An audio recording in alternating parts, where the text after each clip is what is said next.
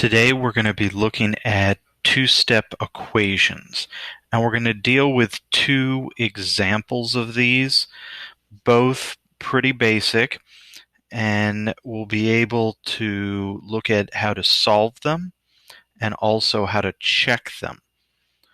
So let's go ahead and start.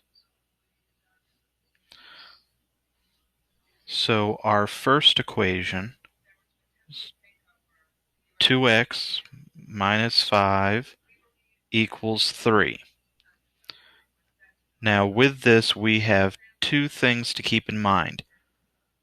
We have one equation, one term that's a minus 5, and one that is a times 2. We have to get rid of both of these, but in order to do that, we have to know which one goes first. Anything that touches the variable always goes last. So our goal is to get x by itself. So first, I'm going to separate my equation into two halves, the left and the right. Doesn't matter which side the variable is on.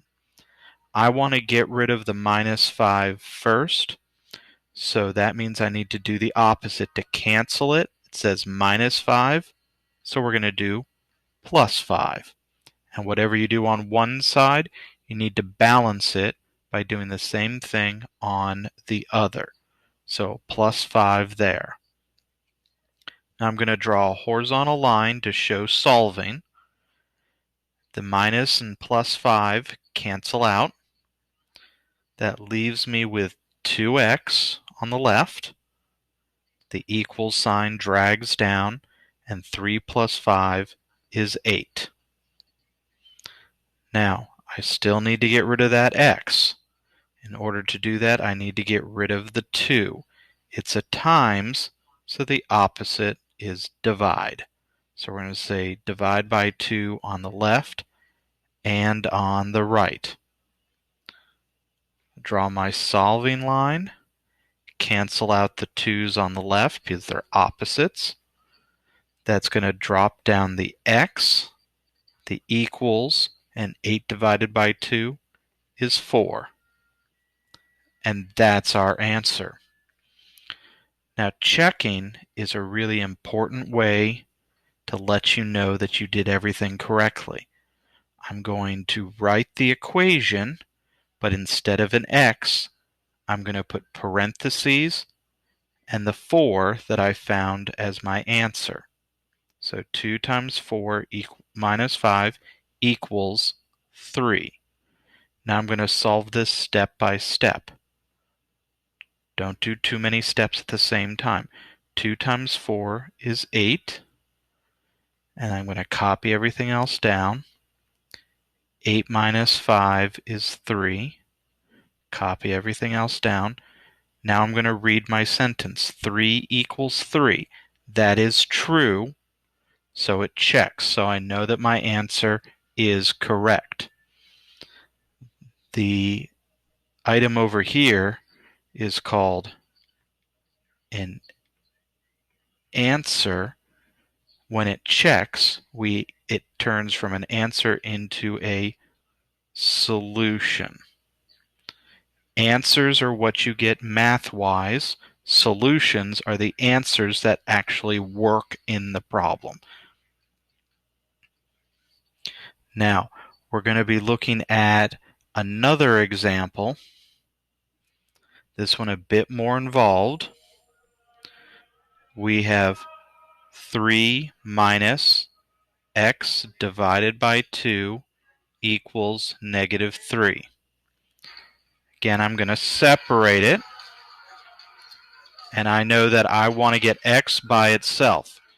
Now notice again, I have two items. I have the 3 and I have the 2. This negative is a part of that 2. That will be the easiest way to get rid of it, is to make it a part of the 2. Now, in order to deal with that, we're going to first get rid of the 3. It's a positive 3, so I'm going to subtract it from each side.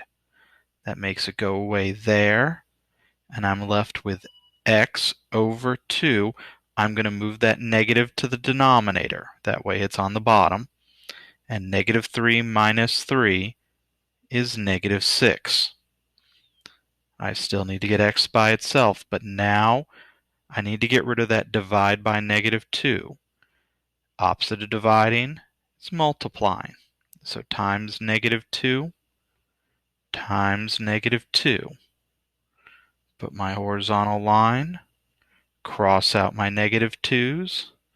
So x equals negative 6 times negative 2 is positive 12. Now we're going to check it and see if our answer is a solution.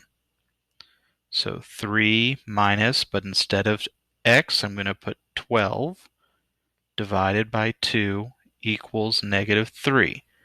So in this case, I've got to do the dividing first. Remember PEMDAS.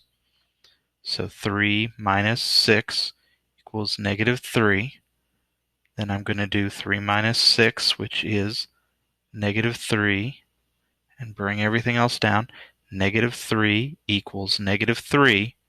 That checks. So we know that this 12 is not just an answer, but it's also a solution. So that gives us everything to deal with for two-step equations. The next video will deal with equations where you have multiple steps, and we'll deal with distributive property, and we'll deal with variables on both sides and combining like terms. So we'll move into higher level ones as we go through each video.